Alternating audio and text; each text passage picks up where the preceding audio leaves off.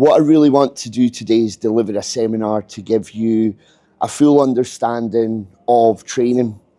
Now, it is really hard to kind of cram it all into such a short amount of time, but if I can at least give you a really good knowledge as to how you should be approaching your training, it's going to be a massive benefit for you. And what I always find with things like this is even if you've been training for a really long time, there's always one or two things that you'll be able to take away from things like today.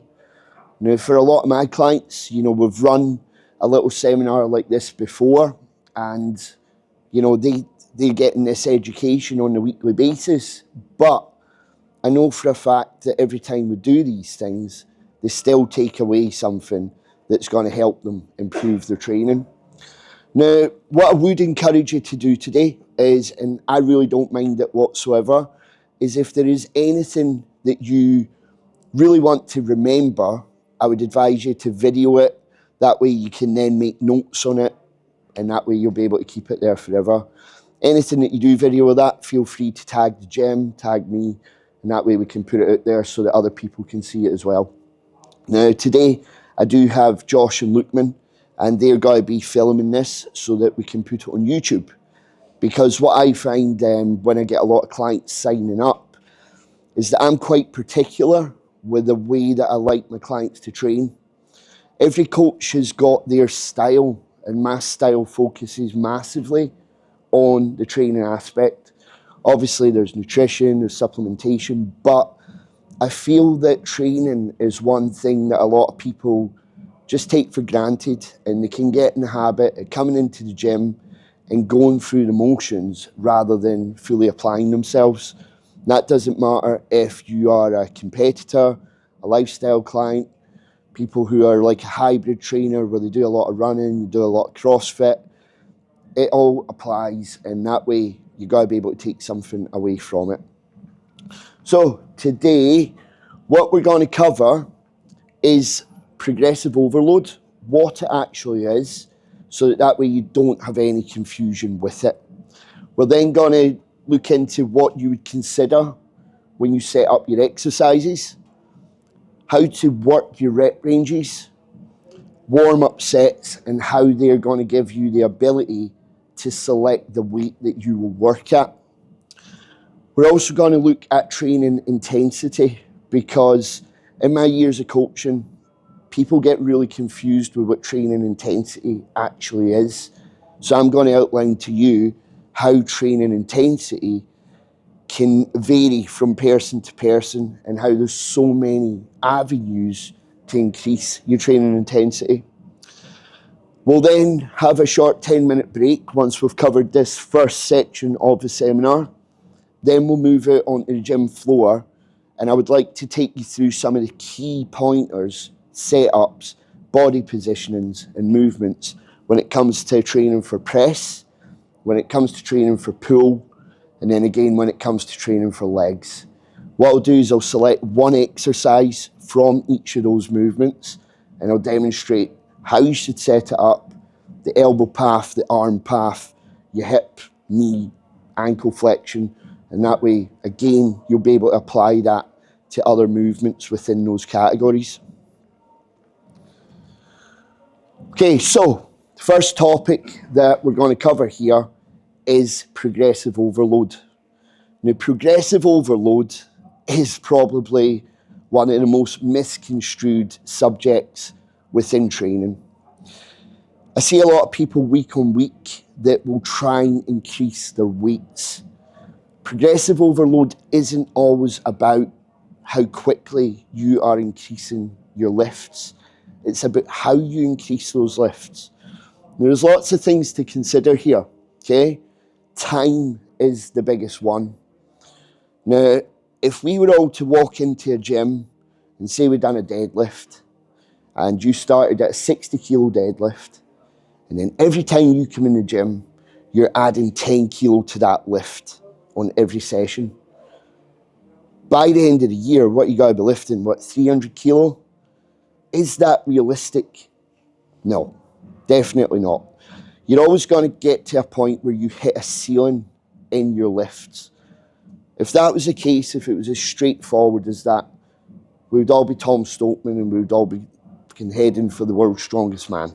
Okay, it just doesn't work like that. We've all got a limit with how much we can actually progress a load on a lift. So hopefully we'll be able to help you identify how you're able to progressively overload with you always just thinking about the weight that you're lifting.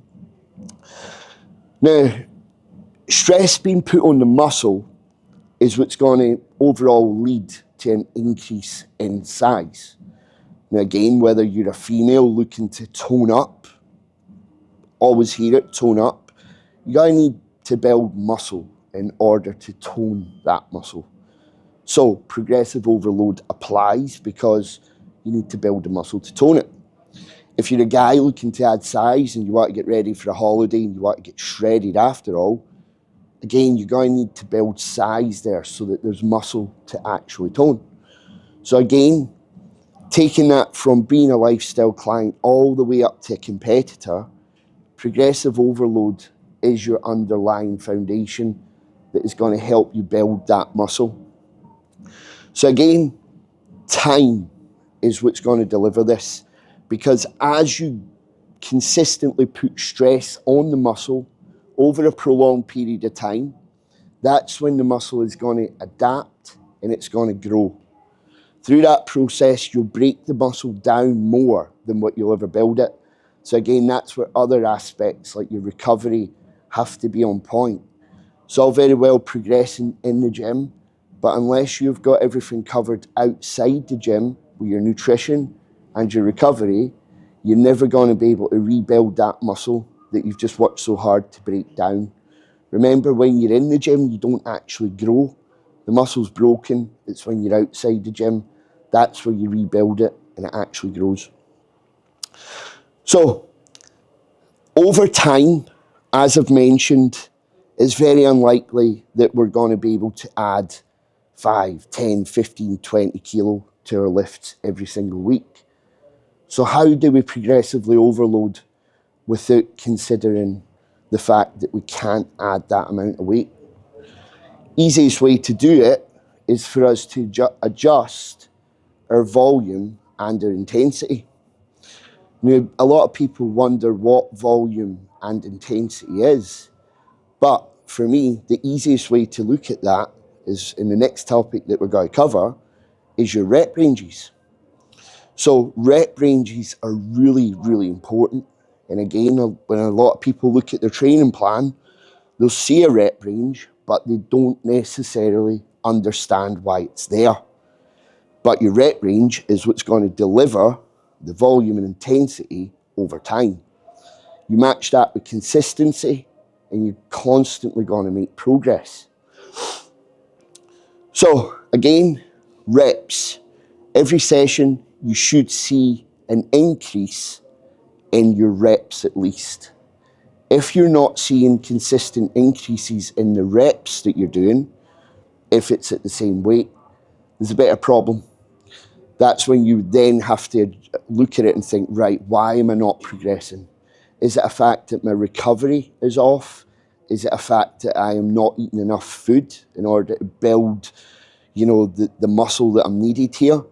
Or is it a case that maybe I've come to the end of my time on this exercise? Because that will happen as well. Sometimes you've got a lifespan with a movement, and if you get to a point where your reps aren't moving up, your form isn't improving, or you're not able to lift any more than what you can on that movement for, say, any more than 3 weeks, that's when I would look at maybe swapping that movement out for something else. For example, if it's a dumbbell shoulder press and you're pressing 50 kilos for 10 reps, and the second week you try that, again, you're matching the same number. Third week you try that, again, you're matching the same number. That's when you have to look at it and think, right, maybe my time on this movement is done, and it's time to go back to the beginning, train that muscle with a different stimulus on a different machine that is going to target the muscle that you're still working there. So for example, it would then become a machine shoulder press. That's when you go through the process again selecting your weight, building it up, working your reps up, still targeting the same muscle, but you're exposing it to a different stress through using a different movement. So high output, high intensity, and perfect form is what you're always looking for. There is no point on trying to progress lifts unless you have those three principles in place there.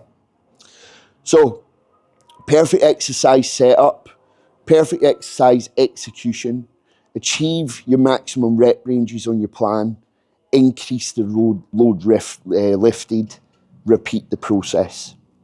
So if we look at it, there's a structure there in which you're going to work towards your progressive overload. First one being your exercise setup. If the exercise setup isn't right, the lift isn't going to be accurate. That's when you're then going to be at risk of injury, not targeting the muscle properly, and becoming really inconsistent within that movement. 2, the exercise execution. That is your form. If you are trying to target your lats and keep rowing way up here, and your exercise form is to the point where, again, it's inconsistent, it's inaccurate, you're going to start to get to a point where your physique isn't developing in the manner that you would want it to. The rep ranges, again, we'll cover this, but these are so important, because your rep ranges are what's going to allow you to track how well you're actually progressing and when it's time to change a movement. The last one there is going to be the load that you lift. So unless these first 3 foundations are in place, you shouldn't really be considering adding any weight to your lifts until they are perfect. The load is the last thing that you're going to lift. That's the last piece of the puzzle when it comes to progressive overload. That's why a lot of people will think, I just need to keep adding weight. But as you can see, there's a lot to consider before you think about adding weight.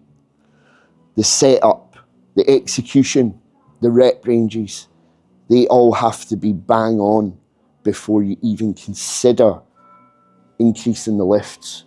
So that shows you how long you can actually stick to a training plan without actually having to start lifting more weight. So we're going to move on now to the exercise setup. Again, the foundation of it all, because this is what's going to dictate how accurate your lift is. But what a lot of people forget here is that unless your exercise setup is absolutely perfect, it's going to be hard to gain consistency with your movements in order to be able to progressively overload them. So, what is the exercise setup? It's actually really simple. A lot of us here use machines. If we don't use machines, we use free weights. So for example, if you are using a bench to do a dumbbell incline press, you want that bench to be set at the same settings every single week that you do that dumbbell incline press. That means maybe taking a note of what peg the seat is in, and then taking a note of what peg the back support is in with the bench. It may even mean that you have certain points on the floor, like a certain line on the floor that you put your feet on in order to brace yourself through the lift. If it's a machine, for example, an incline chest press, it's got to work the same muscle as an incline dumbbell. But again, making a note of what number you've got the peg in with the seat, selecting a focal point that you're going to be able to focus on so that you know you're at the right height. So in the gym, I've got so many of these little points all scattered around. Don't even tell anybody about them. They're just autopilot in my brain that I know when I'm sitting on a certain bench, I have to be looking at a certain point in the gym. If I'm slightly off, I know that my exercise setup isn't consistent. So making that consistency with your setup is really important. This is what we mean by standardization.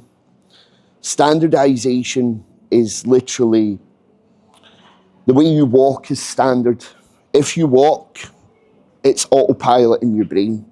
That's how you get from A to B. There's only going to be certain times where you change that if you have to run. But the way that you walk is standardized. That's the way that you have to think about your exercise setup. Every exercise you do has to be routined. So you need a little routine for every movement that you do. You have to know what your settings are. You have to know where your hand placement is. You have to know where your focal points are. I know it sounds extreme, but if you're wanting to be really good at training and you want to be really consistent, these are the little details that matter. And again, for many of us sitting in this room, myself included, before I learned all of this, I would go in and think, right, what am I lifting extra today? I would never think about the way that I'm setting up my exercises.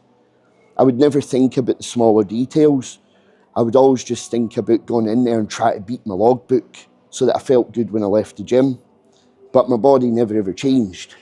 You know, it never changed. But when I started paying attention to the smaller details and realising that the more time I had to make progress, the more progress I started making. Again, every single person in this room has had a niggle or an injury at some point. And you've all filled in the little questionnaires that, you know, I sent to you to come on to this seminar today. And most were sort of saying about niggles, in particular the shoulders. Now, these niggles come from poor exercise setup. And that's a fact. And the reason we want to be so specific with the setup is because it avoids injury. Where you're set up being bulletproof, this is where you're going to get stability and safety. Now, you need to be stable in a lift and you need to be safe in a lift. The last thing you want is to impair your progress with picking up a bad shoulder injury, a bad knee injury, bad back injury. If you get a back injury, you could be out of work. Your income could be destroyed because you've been a div in the gym. You've not paid attention to the finer details. So again, you go to the gym to feel good, but if you're being a div with your exercise setup, you could put yourself out of work, you could end up in a bad place. So when you've got that stability, safety, attention to detail, all tuned into your exercise setup, this is where you're going to be able to be strongest in the lift. The amount of clients of mine ask, can you put ab training in my program? Yep, but the best way to train your core is to stabilize it through every single lift that you've got on your training plan. If you look at some of the biggest, strongest guys in the world, they don't train abs directly. They're just strong as fuck. And they're strong because when they're in these movements, their core is solid at all times. This is what we mean with bracing hard. If I go to do a big deadlift and I'm letting my belly hang out and I go to lift, all that tension's coming through my back. I'm going to pop my back. I'm going to end up with hamstring injuries. I'm going to end up with a sore neck, sore shoulders. Whereas if I sit into my core, make that absolutely solid to the point where it's like I'm wearing a belt, there's no injury coming my way as long as I've got my form on point. But your core is so important when it comes to your exercise setup. That's where you're going to be able to get your safety and your stability. Now, the brace points. This is where your body positioning matters. Now again, everybody thinks I'm a bit crazy in the gym because they'll see me within an exercise move a bench 2 or 3 centimetres. Then I'll move the bench 2 or 3 centimetres the other way, especially when I'm doing single arm work. But the reason I do that is so that I've got my line of force bang on. Now again, if I'm wanting to target my lats, the last thing I want is to be working at a squint angle. I don't want to be trying to target my lat here, but pulling from this direction. Why is that? Because everything's going to come through my forearm. Yeah, I'll get a little bit of that, but most of the strain is going to come through my wrist, my elbow, then the lat, because it's not lined up. In order for me to hit that lat, I need to get my arm in line with the lat. I need to make sure that my elbow's in the right position. I need to make sure my wrist is in the right position. Once I've got that line set up with my line of force that I'm trying to train, I get tight. I get braced into the bench. I've created stability. I'm in that point now where I can actually feel my lat engage. All I have to do is add resistance to that. The last thing I want to do is get into position and think I'm going to move that weight and start pulling without any thought process behind it whatsoever. Because again, my line of force might be off, stability might be off, I might be pulling for the wrong angle. Just paying attention to what you're trying to train makes such a big difference. So when you're doing single arm work for your lats, moving that bench 2 or 3 centimetres so that you're lined up with it, it matters. Yep, adds 10 seconds to your session, but I'd rather add 10 seconds to my session and know that I've been 100% accurate than just go through the motions and end up picking up an injury, or even worse, no target in my lat. So this is where it makes massive amount of difference paying attention to detail. Write all these wee things down. You might think, this week I'm going to try and alter my setup slightly differently. Write it down, compare the difference. If you liked it better the first way, you know that you eliminate the second way. If you liked it better the second way, eliminate the first way, because that's what's going to create a high standard in your exercise setup. To the rep ranges. Now, hands up everybody in here who's got a training plan. Right, so 90% of people, okay?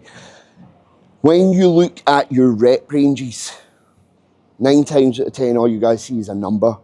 Oh, I have to get to that number. That's not the way to look at them anymore. When you see a rep range, look at it as weeks of progress. Now, if you've got, for example, a set where your rep range is 8 to 12 reps, that's a 4 rep window within that period of time. So why has your coach set it at 8 to 12? Why is he not set it at 8 to 9 or 8 to 10? It's to allow you time to make progress, because your coach isn't expecting you to be able to lift a heavier weight every single week. Because with things like your rep ranges, your warm-up sets are what's going to dictate how much you can actually lift, because that's where you're going to get a feel for your setup. That's where you're going to get a feel for the load that you're going to be capable of shifting with the form, execution, all the foundations nailed down. So instead of getting into these warm-up sets and thinking, fuck, can't be bothered with these, can't wait to get through them so I can get into my top set. No, they're important, especially at the beginning of the session, because the more efficient you can make your warm-ups at the beginning of the session, the less you're going to have to do further into the session. So although it may take that little bit of time, it's going to balance out and it's going to save you time as you work through your session. So this is where intensity starts to enter the chat now, because we start speaking about things like reaching mechanical failure within a rep range. So why am I saying mechanical failure, not just failure? Because, in my opinion, a set becomes very inefficient when the mechanics of it break down. Now, what are the mechanics? That's everything we've just covered. That's your setup. That's your form. If any of the two of those start to break down, to me, the set is over, because that's when you're going to get injured. trying to chase extra reps that may not be there or that are not ready to be taken, that's when you leave the set. So this is where it starts to get a little bit more complicated because there's a grey area. That's where you have to gauge it and think, what is safe? Is it safe for me to be doing a deadlift, get to rep 8 and think, no, I've got a 9th? But if I get to that 9th, I can feel my back starting to round. Is it safe to push on and take a 10th with a round back? In my opinion, no, because that's when you're going to get hurt. That's where you think that 9th rep felt a little bit dodgy, felt my form starting to break down. To me, that's when you leave the set. That's when it's over. And that's where you go back to your logbook and you think, next week, I'm going to get stronger in my brace position and I'm going to go for that 10th rep. That's how we start to move forward. Now, with the mechanical failure starting to come into it, that's where the warm-up sets are going to help you. Because if you've just done a warm-up set and you know that the minimum amount of reps that you have to get is 8 and the maximum is 12, if you're doing a warm-up set and it's starting to feel heavy when you've done 5 reps of it, you think, right, this is me close now. So realistically, do I have another 3 reps in me at this weight? Or is it still a little bit light where I can maybe add a little bit more and really grind out those 8 reps? That's how you're going to start gauging it. Because the way I like my clients to do it is, imagine you've just signed up with me.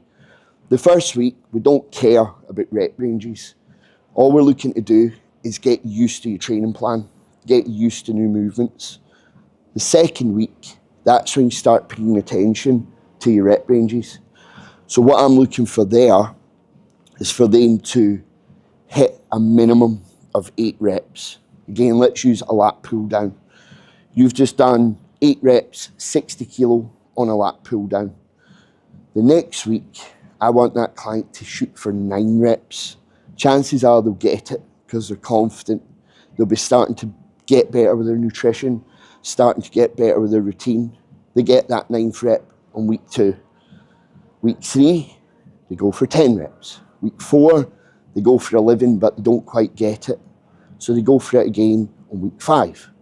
You see how each and every week, instead of building up weight, they're building up reps. That's where it takes it back to the previous slide, where volume and intensity over time is progressive overload rather than just the weight that you're lifting. Now that's what I mean with progressing through the rep range. 8 to 12, if you're progressing through that, getting 9, getting 10, getting 11, getting 12, that is beautiful linear progress. But there may be a week where you've had high stress, kids have been unwell, you've had a bad week at work, you've been unwell yourself. Chances are that progress is maybe going to stall. So you would address those issues outside the gym, come back to it the following week and try and pick progress up from there. So this is why, with my clients in particular, I don't change up training plans every 6 weeks, where other coaches will say, that's 6-week block done, here, have a new training plan. In my opinion, that's detrimental because you're stopping that client from making progress. All you're doing is keeping them interested with a new plan. Whereas, we're going to get bored with the way that we're training sometimes. But what's more important, having a new exercise to look forward to or actually making progress? I think making progress is more important. That's my value as a coach. That's why I coach the way I do. That's why this is so important. Because you can eat as clean as you want, you can do as much cardio as you want, but your body ain't going to change unless you put it under the stress in the gym that it needs. Male, female, teenager, whatever you may be, that is a foundation. So once you've exhausted that rep range and you've worked right up until the 12, you've made that progress, that is when you think, I'm ready now for more load. That might be 5 kilo, it might be 2.5 kilo. If it's a big lift like a squat or a deadlift, it might even be 10 kilo. But that's got to be dependent on how strong you're feeling, how good your recovery is, and how accurate you've been with all these other variables. So when you get to that point of thinking, right, that lat pull down I've just done at 60 kilo, you've got to take it up to 65. Instead of chasing 12 reps, you go back to the beginning. You chase 8 reps, you chase 9 reps, you chase 10. You're constantly repeating that cycle over and over and over again. So that's why training plans should be in place for a decent amount of time in order to let you exhaust them. So you've got your rep ranges, you've got your set types. Set types don't really matter in my opinion. You'll have a top set where it's 9 times out of 10 going to be a smaller rep range like 8 to 10. That's where the weight that you lift is going to be heavier. Then you'll back it off and you work at a lighter weight where the rep range will probably be a little bit higher, like a 10 to a 12. But at that point, that's where you reduce your weight by about 20%, go in, do the back off set. Now, the reason I prefer to work top set, back off set is because I would much rather try and lift my heavier load when I'm fresher. So if I go in and do my heavy set, straight away I know that I've just used a hell of a lot of energy there. Chances of doing a second big heavy set are slim to none. So that's when we be smart, we increase the volume, we increase the reps, and we work a little bit lighter, putting the body under a slightly different stress. So moving on to the rep ranges continued here. The example that I just gave there with the lat pull down also applies to big movements. For example here, 6 weeks progress with an incline Smith press. If you start where the first week you do 2 plates per side for 8 reps, second week 2 plates per side for 9, third week 10, fourth week 11, fifth week 12. What I always do personally is in the 6th week, I like to try and go above and beyond my rep range so that I'm 100% secure that I'm strong enough to progress. So I'll try and go for 13 reps. Once I've hit that 13 reps, the confidence that I get within that lift is huge. And I know I'm too strong now for 2 plates. I really have to move that up because I've exceeded my rep range. Again, everybody's different. That's just what works for me because I like to be thorough. I get very obsessive about the fact that everything has to be accurate, and I don't want to try and move ahead before I'm ready because in theory, I'm killing time there. I could have an extra week of progress rather than a week of lost progress. So, warm-up sets and selecting your load, okay? You have to understand all of the sort of previous that we've just done there before you can get to this point. Now, the warm-up sets and selecting load are going to be really dependent on the rep ranges that you've got in your plan. Again, if you have little to no training experience, starting off your journey like this is going to accelerate you ahead in time so much quicker. When I first started training, it was bog standard, 4 sets, 10 on everything. Never seen any progress. All I was ever thinking about was doing 10 reps at whatever weight I could. Whereas when there's a structure in place, process to follow, that's where you start seeing proper progress. Now, the warm-up set is going to give you the chance to gauge the weight that you're working at. Now, gauge is the key word there. With the 8 to 10 rep range, for example, if you're struggling with a warm-up weight to hit 5 reps, you know it's way too heavy because that is literally only half of what your maximum rep range is there. So you want to feel really quite comfortable in your warm-up sets that you're going to be able to get that 8 reps as a minimum. You would then select a lighter load so that you know you're going to hit that 8 reps. Very, very common sense, but The amount of time I will see people overshoot a warm-up set, there's no harm in doing it, obviously, but what it does do is it takes away your energy that you're going to have for that top set. And this is something that a lot of people don't actually think about, is your efficiency in your sessions. All this, you want that out the way as quickly as possible so that you can power through your session. You don't have to do as many warm-ups. You can get in and out the gym. Every single one of us in this room have got time issues. We all do. Everybody's got a busy life. There's nobody now that's got the privilege of having as much time as they want. We've all got somewhere to be. We've all got something to do. So the quicker you can get in here and the more efficiently you can work, the better. So, as you start to move closer towards that working set where you're starting to find the working weight, this is where I personally start to reduce the amount of reps that you do in a warm-up set. What you want to do here is you don't want to work too hard. All you want to do is prime your nervous system, central nervous system, for the load that you're about to move. Now that is really, really important, because how many times have you all done an exercise and had the shakes afterwards? A big squat, a big deadlift, a big hack squat. You'll come off the machine and you will be trembly. And that's because your central nervous system is shocked. Now that's a good thing. That's how you know you're training with intensity. But in order to get to that point, again, safety, stability, form, execution, they all have to be in place. So I'm going to show you an example here of how I would work warm-up sets. For compound work, I think higher warm-up sets are far more important. For isolation work, you don't really need them, in my opinion. Okay, so the way I program is in most sessions, there'll be 2 compound lifts for every single client. The rest will be made up with some isolation work. Now, for that first compound lift, like we have here, this is where you're going to do the most amount of warm-up sets. This is exactly the way I approach that. Now, let's take the hack squat, for example, okay?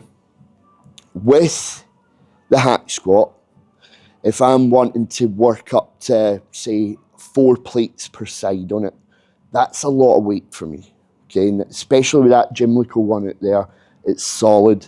So you know this is going to take a lot to get to that point.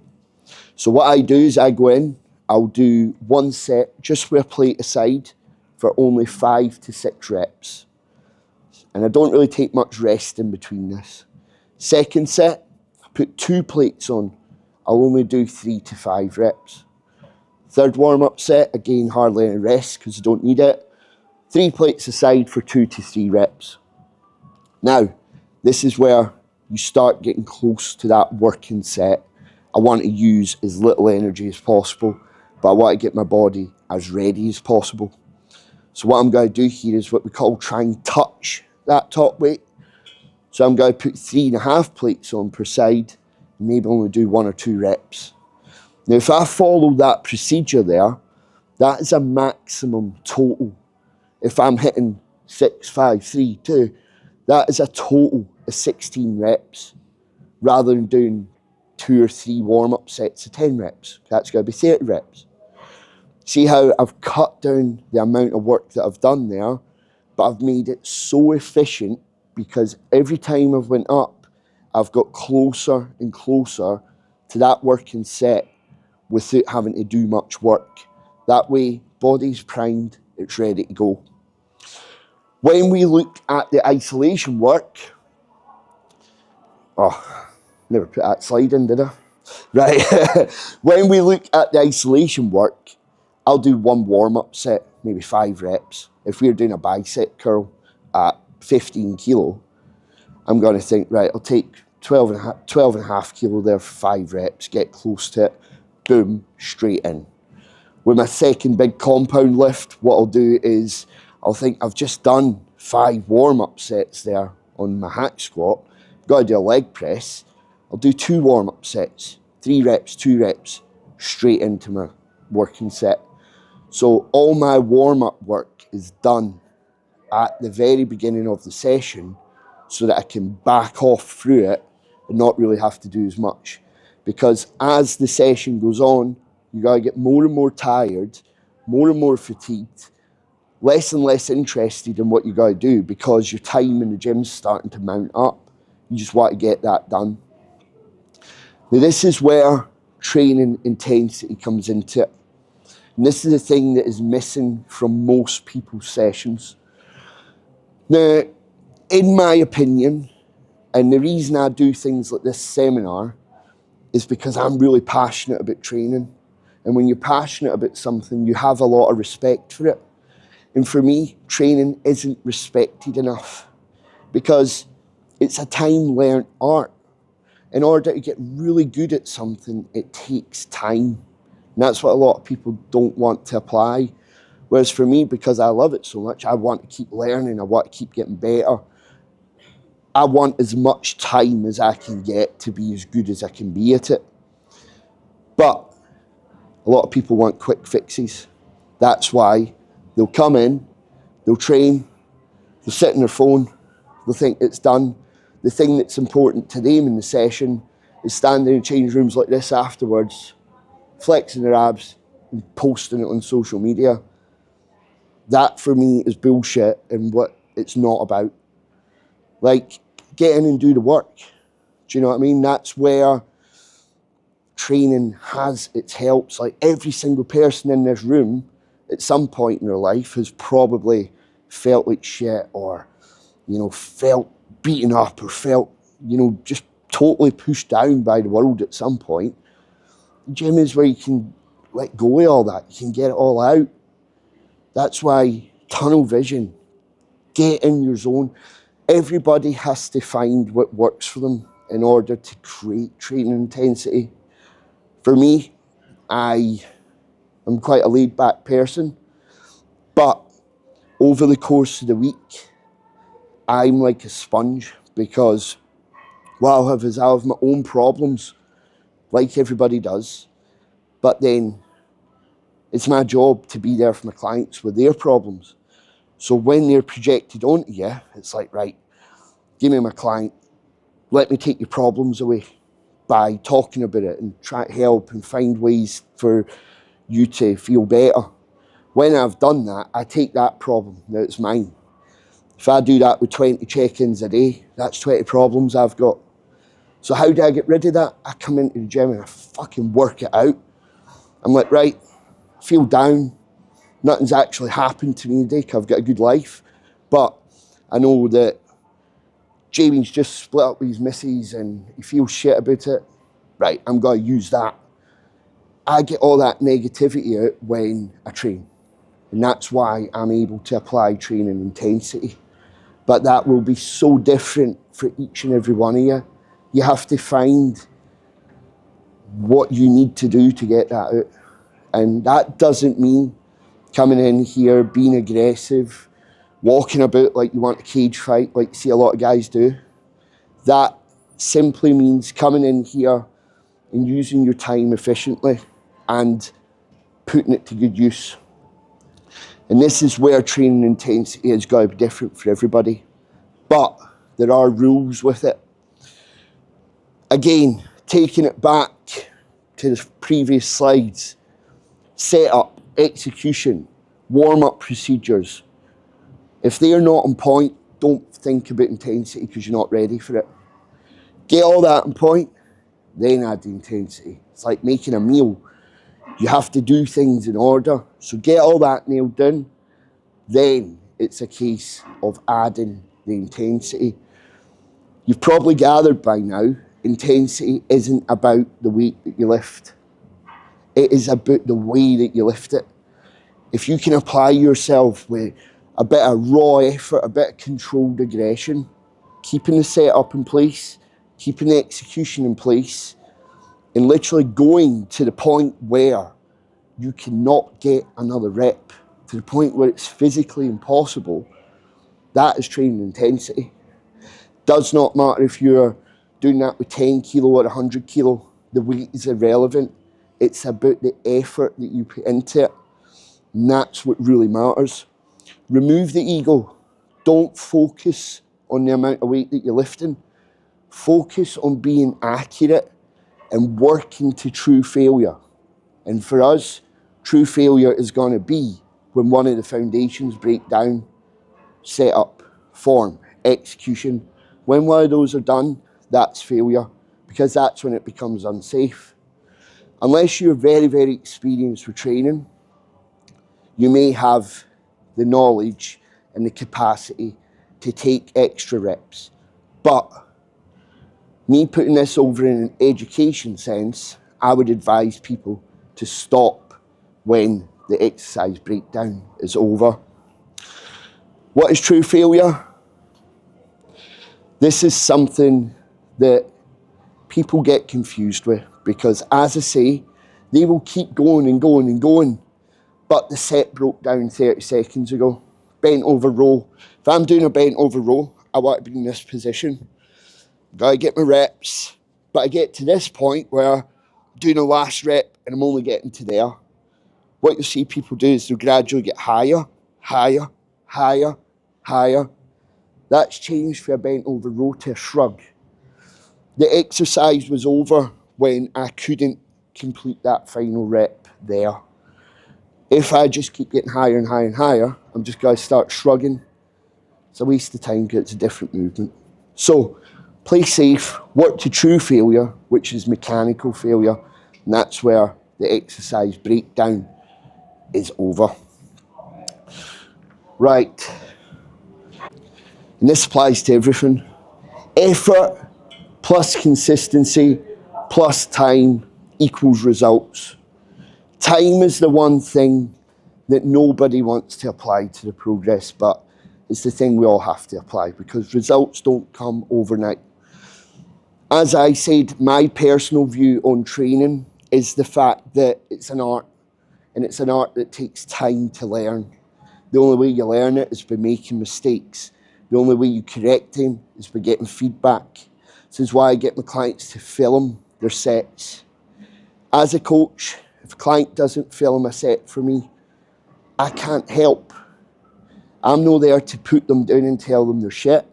I'm there to help and say, move your feet here, move your arm there, do this, do that. I'm there to help, not put them down. And that, for every session that goes by that training videos aren't sent over, that's a waste of time. Using that above formula will mean that everybody, regardless of your level of ability, can make progress. I know I've got clients that question their ability to make progress, but time and learning is what's going to get that, okay? Consistent repetition is necessary. Now think about it logically. When you're in the gym, you're doing reps. Reps is repetition. It's the only way we can force change.